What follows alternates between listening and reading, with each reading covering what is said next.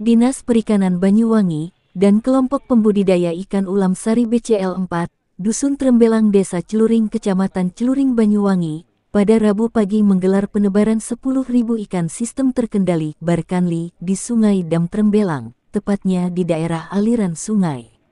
Acara tersebut dihadiri oleh Yuli Susantoni, Kabid Budidaya Perikanan, Camat Celuring diwakili oleh Arif Kasih DPM, Sunarto Kepala Desa Celuring, Dian Satria Penyuluh Perikanan Pusat, Marga Kepala Balai Pertanian Kecamatan Celuring, Haryono Dinas Perikanan Balai Benih Ikan Genteng.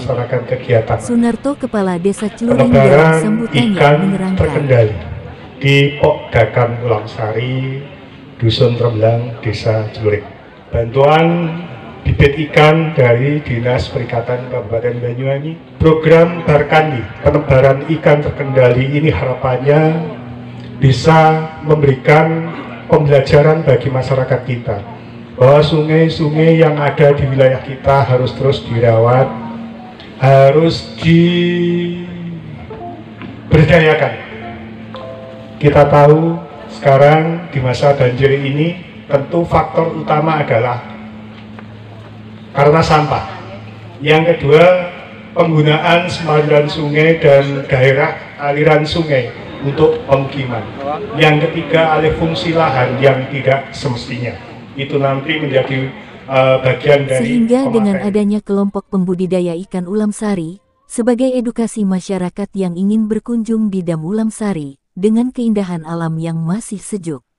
Kelompok pembudidaya ikan ulam sari mempunyai inisiatif agar sungai ini selalu bersih. Masyarakat sekitar akan sadar tidak membuang sampah dengan sembarangan di sungai, sehingga para pemuda Dusun Trembelang dengan kesepakatan membuat keramba bersama masyarakat.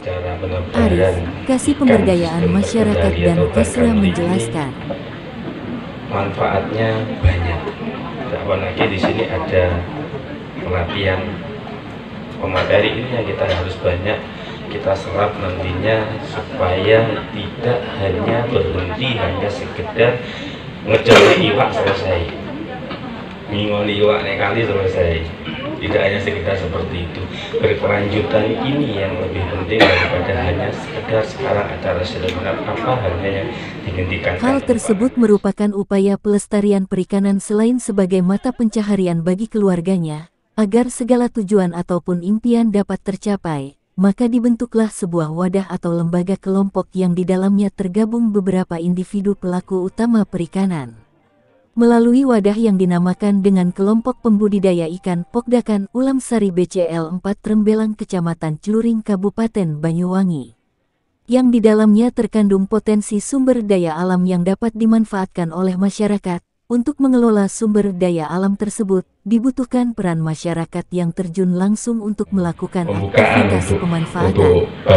Sementara itu, Kepala Dinas Perikanan termasuk juga kelompok yang sudah berusaha keras mungkin membersihkan dari sungai-sungai ini dari sampah, kemudian juga bagaimana cara mengatur airnya. Nanti monggo dari kami juga ada pemateri terkait dengan budidaya ikan terkendali ini. Nanti ada Pak Haryono, ini beliaunya selama ini bertugas di BPI Genteng.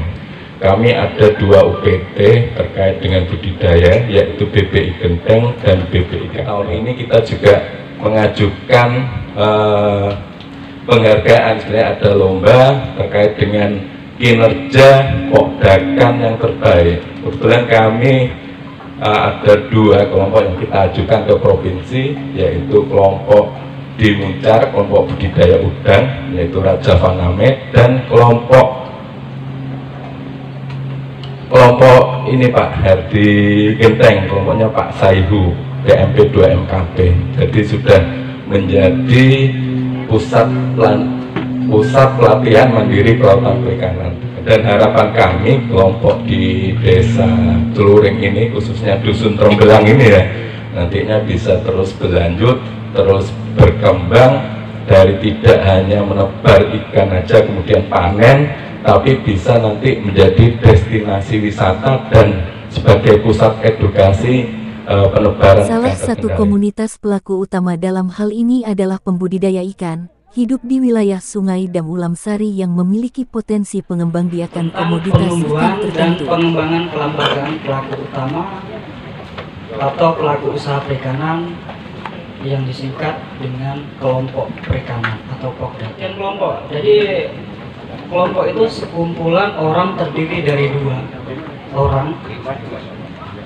atau lebih yang satu sama lain yang interaksinya dalam capai tujuan ditetapkan bersama dalam wadah tertentu. Jadi menurut keputusan Menteri Kelautan dan Perikanan nomor 14 tahun 2012 tentang pedoman umum kelembagaan pelaku utama pelaku usaha perikanan. Jadi kelembagaan pelaku utama perikanan atau kelompok ini adalah kumpulan para pelaku utama yang terdiri dari nelayan, pokdakan, dan pengolah ikan. Nah, mungkin di sini untuk yang pelatihan olahan ikan ini mungkin dari ibu-ibunya mungkin sudah. Kegiatan tebar 10.000 benih ikan tombro, nila dan koi yang bertujuan pelestarian lingkungan dan pemanfaatan perairan umum, maka perairan umum ini tidak hanya sebagai penangkapan ikan saja tetapi sudah dilakukan pembudidayaan, sehingga ada manfaat ekonomi bagi masyarakat sekitar. Pembudidayaan ikan di sungai itu merupakan penunjang kelestarian lingkungan, bahkan lebih jauh bisa menambah income para pembudidaya senyampang ditekuni dengan serius. Di sungai ini bisa ada 3 season, ada restocking di penebaran perairan umum, begitu. Itu namanya restocking, Mbak. Jadi ikannya ditebar bebas tanpa ada. Restocking ini pelestarian alam, Mbak. Pelestarian untuk kehidupan di sungai, Mbak. Jadi untuk ikan-ikan ini kan mulai musnah dengan banyaknya sampah. Jadi minimalnya bisa membantu program pemerintah ini mengurangi pembuangan sampah dari masyarakat yang endemik biasanya, Pak. Jadi ikan-ikan yang biasanya kehidupannya ada di sungai seperti tombro, tawes, nilem, wader. Karena ini bisa untuk masyarakat Pokmaswas atau kelompok pembudidaya ikan ini bisa kolaborasi. Nanti dari hasil ini bisa dari pendidikan ini bisa dari anak-anak TK, SD, SMP sampai SMA bisa melakukan pemberian makan ikan. Jadi mungkin kelompok bisa jual pakan ikan untuk pengambilan dana dari itu. Jadi anak-anak memberikan pakan ikan tapi lewat pembelian pakan ikan. Nanti akan berkembang dari mulut ke mulut bahwa di bawah ini ada budidaya ikan yang terkendali. Secara tidak langsung mungkin dari teman-teman Pokmasmas mulai mempromosikan bahwa di bawah tolong membuang sampahnya agak dikurangi. Membuang sampahnya jangan di sungai karena di bawah ada pelestarian ikan. Ada yang menghambat lagi sampah, menghambat di jaring-jaring itu kalau tidak dibersihkan tiap hari itu akan jebol di jaring. Karena ikan ini juga ada nilai tambah ekonomi kalau mereka serius pengolahannya. Nanti ada tambahan pekerjaan lagi di pemuda-pemuda kelompok ini juga bisa mendirikan warung-warung kuliner. Jadi harus juga ikannya tidak harus mengambil dari ikan dari luar tapi dari kelompok. Dia tetap semangat, kompak selalu dan selalu semangat. Dengan siapa? Ihsan Suryadi melaporkan dari Banyuwangi.